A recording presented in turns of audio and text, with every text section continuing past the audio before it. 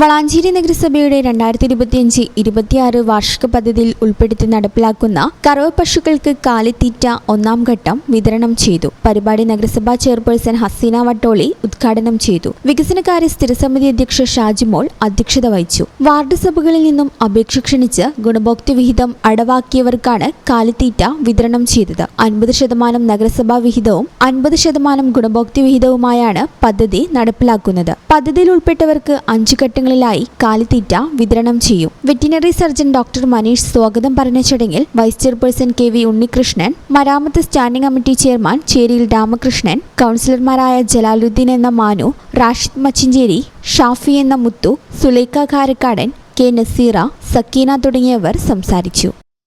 ഈ channel news Valanchery.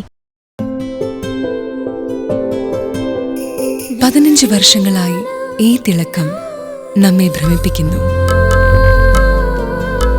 15 വർഷങ്ങളായി ഈ വ്യത്യസ്തത നമുക്ക് ആത്മവിശ്വാസം നൽകുന്നു.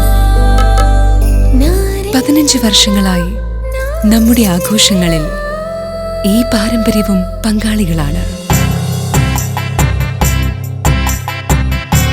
ഒരു ദേശത്തിന്റെ ആഭരണ സംസ്കാരം രൂപപ്പെടുത്തിയവർ. ഞങ്ങളെപ്പറ്റി നിങ്ങൾക്കല്ലേ കൂടുതൽ അറിയുന്നത്? പരിശുദ്ധിയുടെ സുവർണ പാരമ്പര്യം. Hayath golden diamonds, Valanchery.